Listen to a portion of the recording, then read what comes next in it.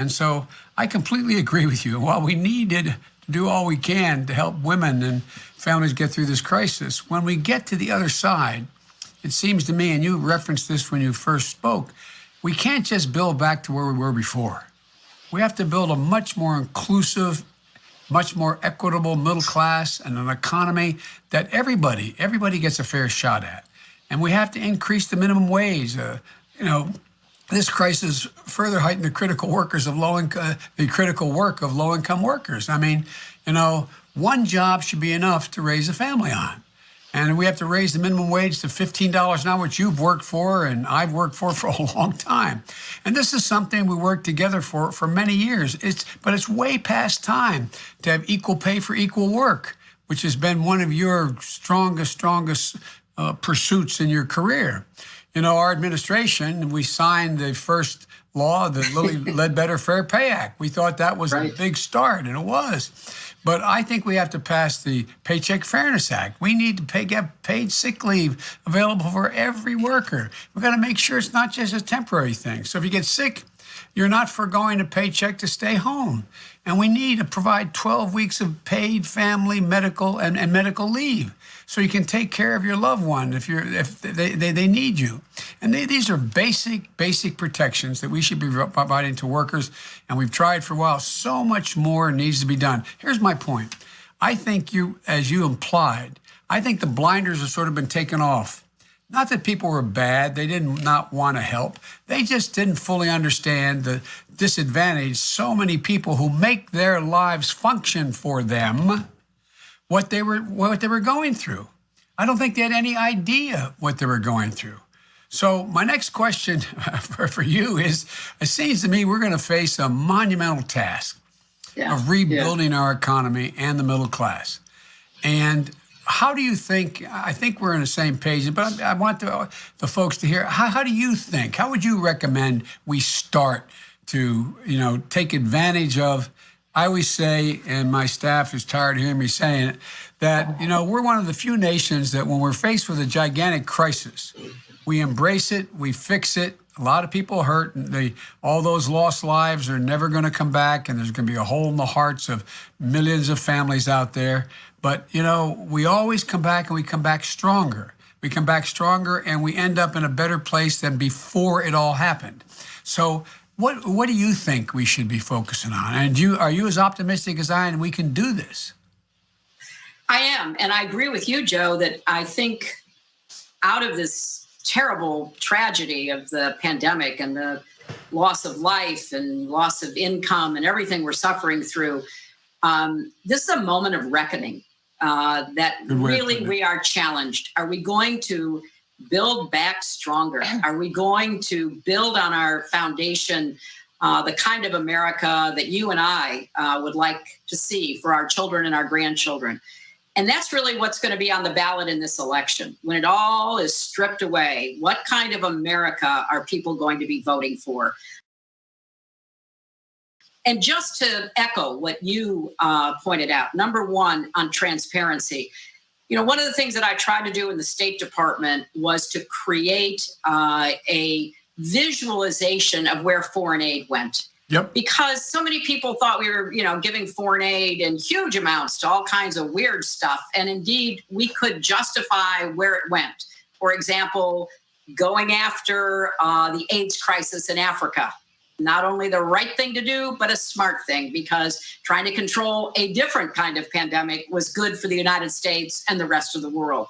So I think that part of the remedy here has to be almost radical transparency about where the money goes. Because right now, you're right, there were good things in the two pieces of legislation that were signed into law, but there's a lot of weird stuff in there that people need to see. And they need to understand, where is the money going? Let's follow the money. And I think one of the hallmarks of your presidency can be a commitment to the kind of transparency that will hopefully begin to rebuild trust. Because trust is the glue that holds a democracy together. And right now, we are in an age of deliberate disinformation. And the reason for that is to destroy trust. If you can't believe what your leaders say, if you can't believe or you're told not to believe what the press says, if you can't believe what anybody says, then you can't trust each other enough to solve the problems that we jointly face.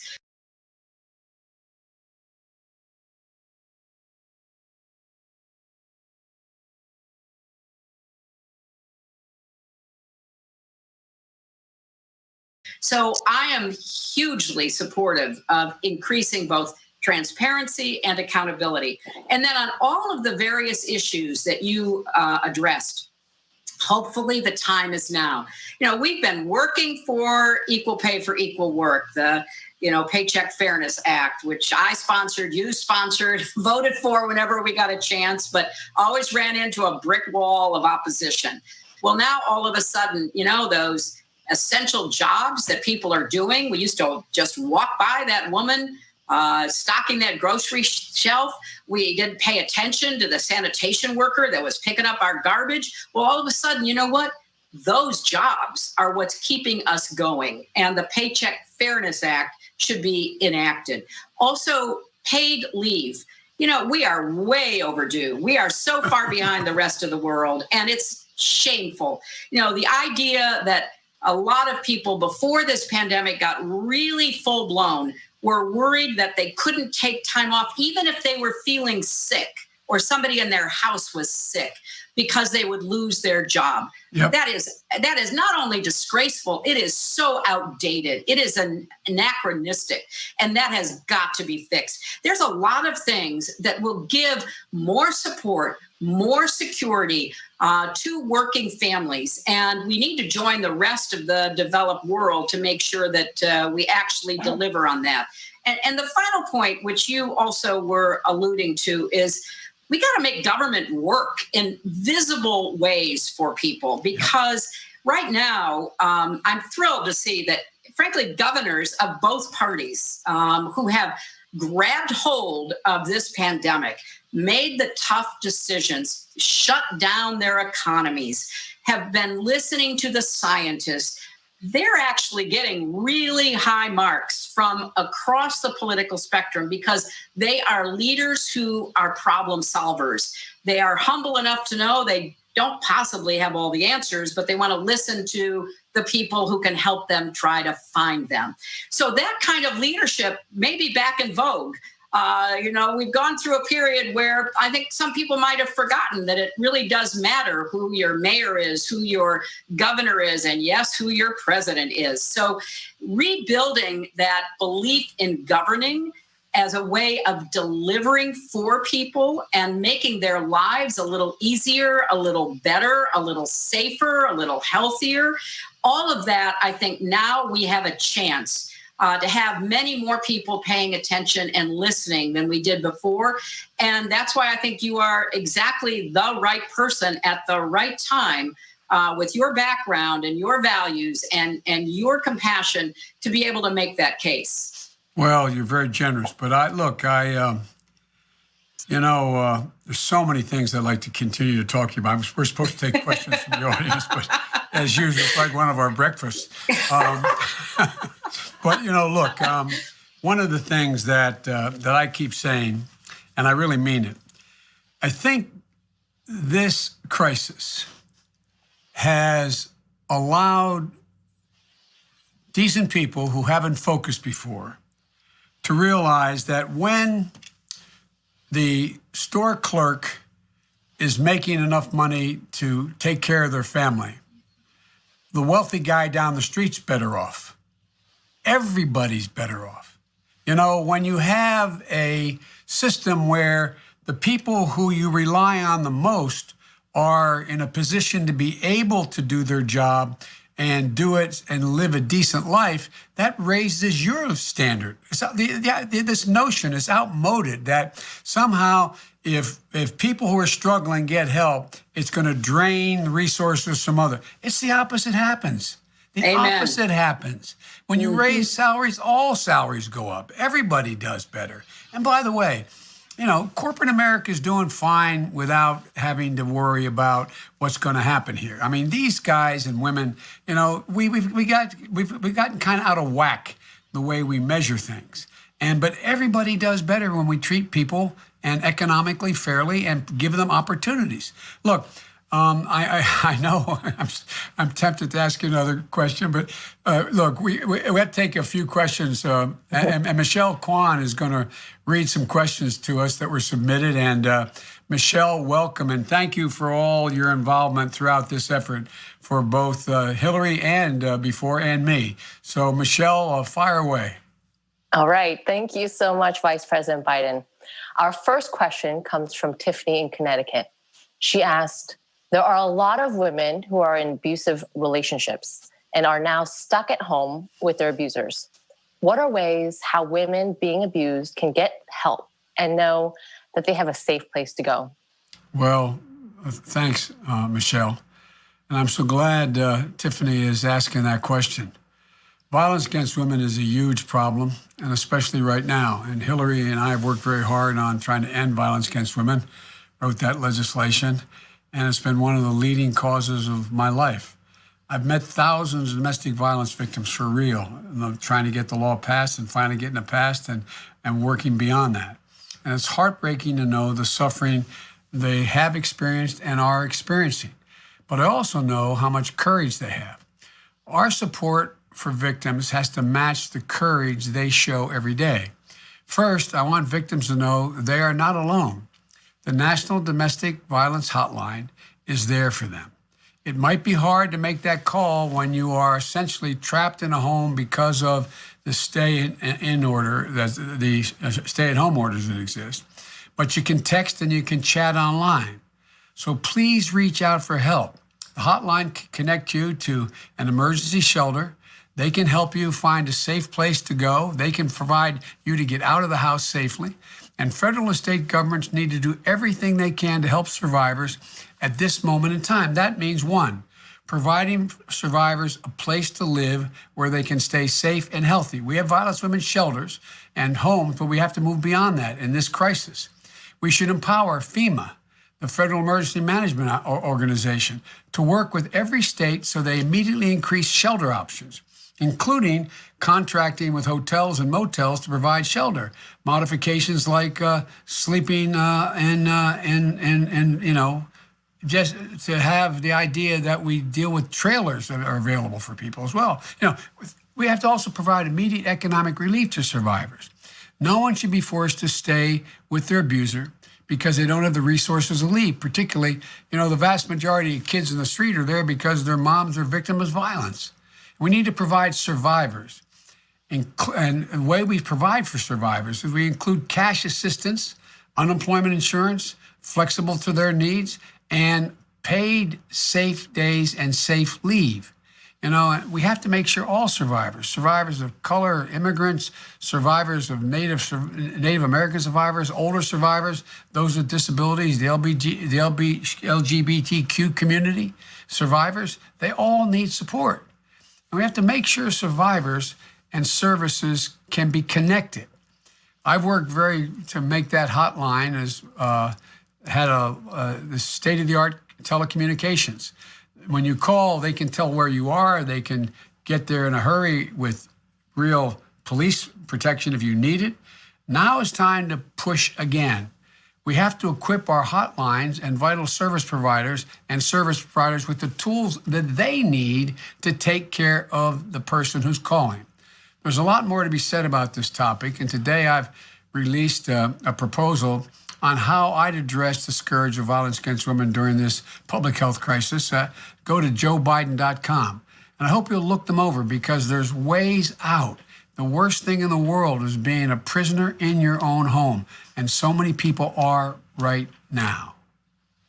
Hillary? Well, Joe, yeah, look, I looked at the policy that you're releasing. It is state of the art. I hope everybody watching goes to your website and starts looking and reading your policies. You've got an incredibly progressive, detailed set of policies already on your website.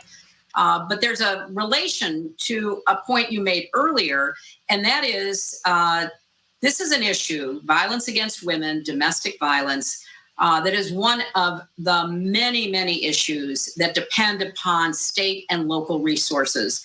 Because as you said, you call that hotline very often. The hotline will refer you to a shelter or, if necessary, police or EMT workers to your door. Well, those are local resources. And people who think we don't need to, reimburse and help state and local governments are just, again, missing the forest for the trees.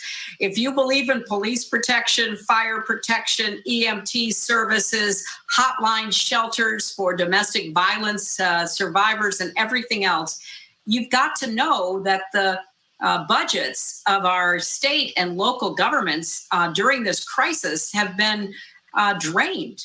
And we've got to get them some relief to be able to provide the services that not only individuals like domestic violence survivors need, but every one of us. We don't know when we need police or fire or EMT or anything that we might in the future require. We know we need sanitation and public health and all the rest of it, all of which needs to be funded adequately. So I think the work you've done, as long as I've known you, on behalf of domestic violence, the violence against women legislation that you wrote and you led. I remember when we set up the office in the Justice Department in the Clinton administration, that was part of your legislation. So this issue deserves to be focused on, and we need to encourage people, call that hotline. Don't suffer in silence, either you or your children. Seek help even now during this pandemic crisis.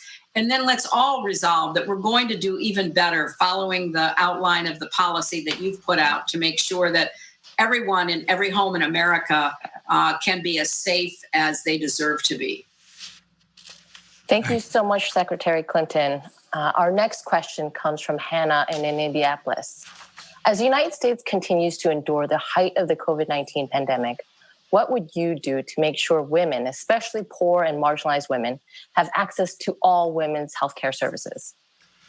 Well, Michelle, the first thing I do, and I thank the questioner for that important question, is that I would do for all workers is make sure that COVID-19 treatment, not just testing, is cost-free.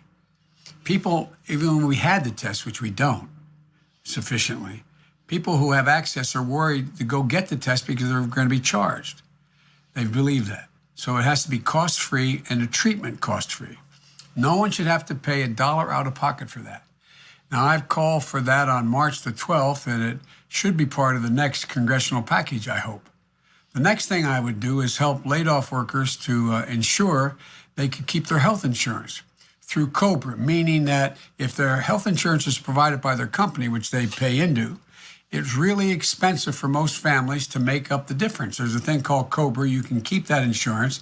If the company can no longer pay their share, you make up the difference. Well, there have been multiple times more than the existing premium that you should have to pay because your employer is no longer making contributions toward that premium. And so I think the government should make up that difference for people now. And this is a crisis. And Trump and the Congress should pick up the full cost of the COBRA premiums that have to be made up right now, in my view. If you don't have employer-sponsored insurance, we should immediately reopen what's called the open enrollment so that you can sign up for coverage and create an affordable public option that we can do through the Affordable Care Act, which the president is still trying to eliminate right as we speak. And finally, we need to ensure that women have access to all health services during this crisis. Abortion is an essential health care service. It's being used as a political wedge right now, and it shouldn't be. The American College of Obstetricians and Gynecologists and the American Medical Association agree that it shouldn't be categorized as a procedure that can be delayed. It can't. And in this case, healthcare delayed means healthcare denied. States should not be using public health crisis to infringe on a woman's constitutional right. There's more to say, but I know I'm going too long in these answers. Hillary, the floor is yours. Well, look, I think you're going right down the path that people need to follow you on because, as you rightly point out, this is another opportunity, I hope, for the American people to see why those of us who support universal health care have been doing so for so many years. There should not be any question at any time.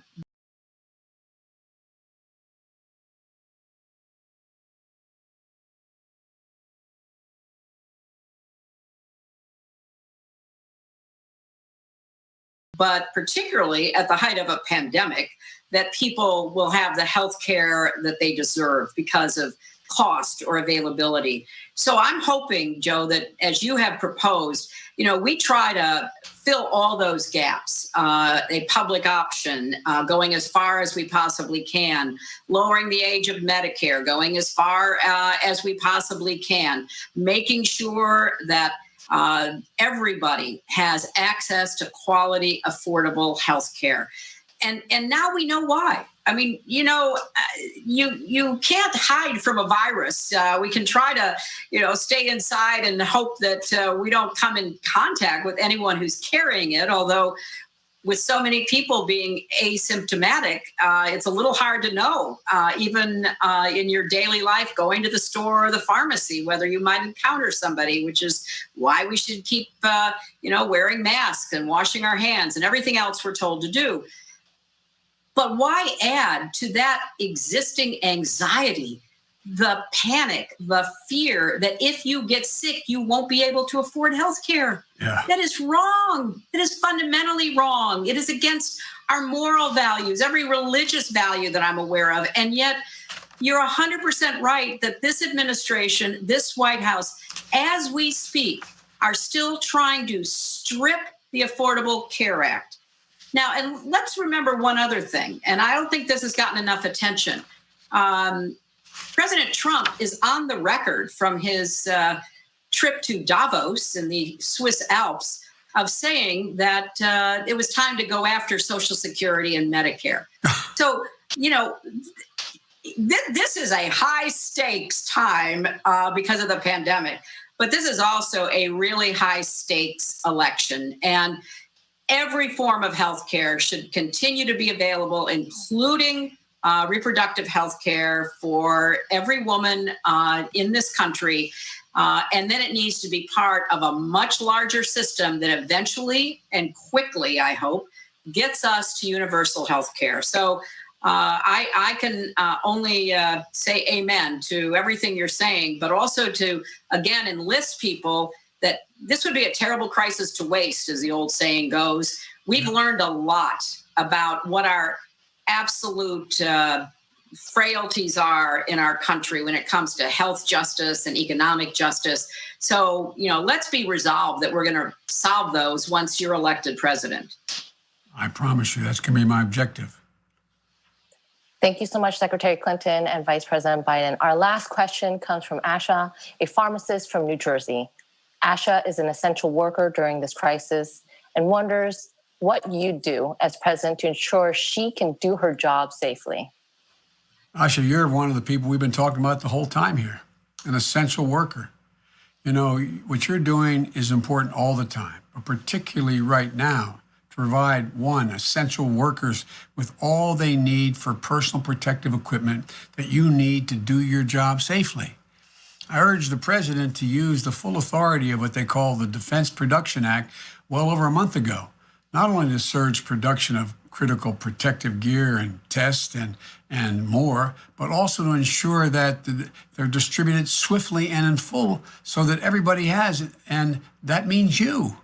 And I've also urged the president to appoint what Hillary would have long ago done, a supply commander, someone who, like in the military, has control of all the supplies in the middle of a war, knows where they have to go, controls them, and with broad authority and deep logistical experience to step up and actually command our national supply chain for the critical equipment that you need but others need, working with governors to get all frontline workers the life-saving protection, the equipment they need. And also, all workers like yourself who are putting their lives on the line should receive, in my view, premium pay. Now, premium pay is no substitute for personal protective equipment. It's not. and it's not a substitute for worker safety. But we have to do as much as we can to support the millions of brave workers like you who stayed on the job, keeping the country running. I support what's called, that the Democrats are pushing in the Congress, pandemic premium pay. Increase essential frontline workers that both the Senate and the House have proposed, that in fact gives you more income. We need to make sure that if you, God forbid, get sick, you get paid time off as well. We need to make paid sick leave available to every worker and make sure it's not just a temporary thing. If you get sick, you're not forgoing a paycheck to stay home. Now look, if you get sick, you should have to go. You shouldn't have to go to work because you're worried about a paycheck. Especially now, when we're worried about the spread of this dangerous disease. It's critical that essential workers can stay home when they get sick and don't spread the disease. And we need to provide 12 weeks of paid family, medical leave so you can take care of your loved ones.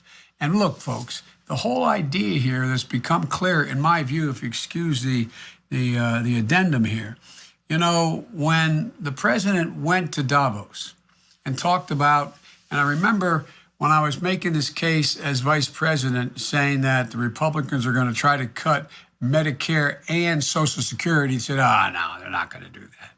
That's been their objective. God love Paul Ryan. He set out to do that, and the president hadn't given up on that cause. And the cause is what we should be doing right now is a lot of our senior workers who are very old need an additional amount of Social Security now during this crisis. We should be increasing their Social Security payment while this crisis moves forward, while we reform the whole Social Security system to provide for the ability of people who have had their pay cut, their Social Security payment cut because their spouse has passed, for a whole lot of reasons it happens. We should make sure that they, in fact, are able to get more, not less. And we can do that by changing the way we fund Social Security. I won't go into the whole deal. But in the meantime, right away, we should be giving help right now, an extra $1,000 to people who, in fact, are on Social Security, that, in fact, are struggling on the limited amount they're getting if they're at the low end of that scale. But at any rate, there's a lot more to talk about. I'm sorry. As I said, this is like one of our breakfasts. Either Hillary's person would be coming in saying, Madam Secretary, or my guy would be coming in saying, no, Mr. Vice President, the president's waiting. And usually when we'd walk in late to a national security meeting with the president, and he'd look at both of us like, where in the hell have you been? At any rate, but thanks, Hillary, for everything. I really appreciate it. But I really, anyway, I know you're going to answer that question as well, but thank you.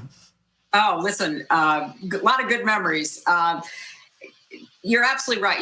And when you mention Social Security, I have long advocated, and I know you agree, that we need to fix the disadvantage that women unfortunately bear under Social Security.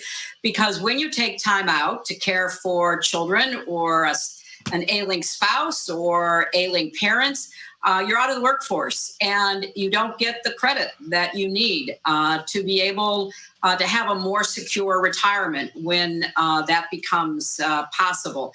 So the Social Security system, Medicare, they should not be in the bullseye target of this president and all of his plutocratic allies. They need to be helped to be strengthened and improved so that they actually do provide the quality of care that they should be and the amount of income that they should be offering. And on a final note, Joe, I would just say to Asha, who is on the front lines, and thank you so much, because clearly we can't get through this without you and the millions of others who are doing what you're doing. This election really is a referendum on what kind of future we want for you and for all of the people in our country, but particularly those frontline workers, those folks who have been really put under enormous economic pressure, the many millions that are now applying for unemployment. We got to fix our systems, friends. I mean, we've kind of just, moved along on top of them, trying to protect what we had. against the concerted, relentless effort by too many on the other side to rip away what we did have.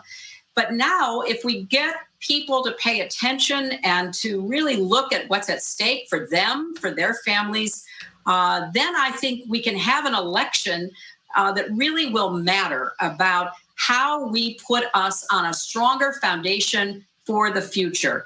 And I'm thrilled to be here with Joe today.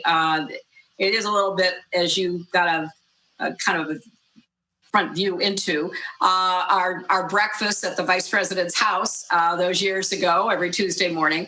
But more than that, what Joe's trying to do, what his candidacy is about, what his campaign stands for, is a much better, safer, healthier, stronger future for every single American today and those who come after us. So, Joe, thank you. Thank you for your leadership. Thank you for your friendship. And this was a lot of fun. I appreciate the chance to, join you virtually in your basement to talk about issues that really matter to us and to millions and millions of other Americans. Well, I have to tell you something completely honestly, straightforward. I wish this were us doing this and my supporting your reelection for President of the United States. You won the majority of the vote. I think the way in which some of the states acted was just, anyway, we would not, we'd have problems. We'd have the pandemic, but you would have already been prepared for it. Still would have been hard, but you would have done a lot to keep us from getting in such a dire strait. Well, I'll tell you one thing I would have done, Joe, which you know so well. I would have read my daily intelligence briefings that were sounding the alarm since January, but apparently this president doesn't do what we used to do. I did the foreign policy brief this morning, which I do every morning with people who you know really well. Former Secretary Blinken, Tony Blinken, and a whole bunch of folks, Tom Donilon, a whole range of people who were, they were reading to me. We were talking about the what happened, that article in the Washington Post, and yesterday, and how many times the president was explicitly, by his national security team, warned of this pandemic. Warned about it, saying what had to be done. I think it was close to like 8 or 9 specific times, resulting in some of those folks in the intelligence community either being fired or just going underground. I mean, not being paid attention to it at all. I mean, you and I have had, and you even more than me as the Secretary of State, I sat every single day with the president and got a national security briefing.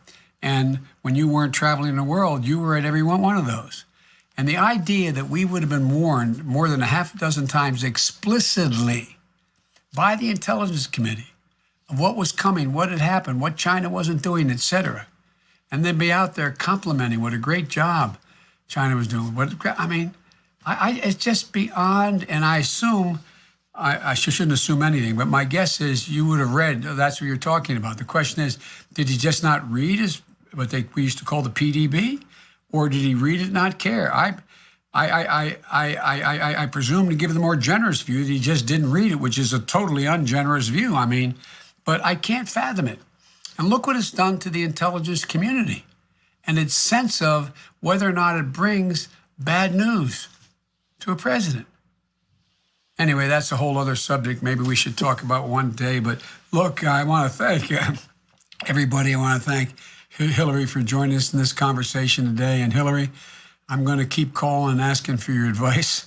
The coronavirus is shining a bright light on the equities in our country, and there's so much work to do. But I have no doubt we can meet these challenges brought on by this virus if we work together.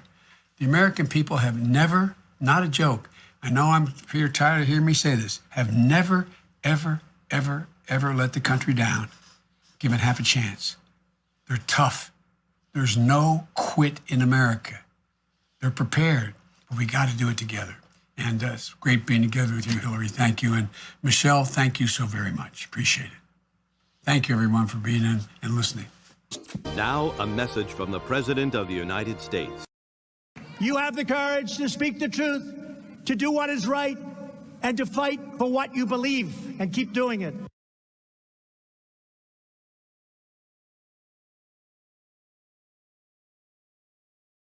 Damn bird.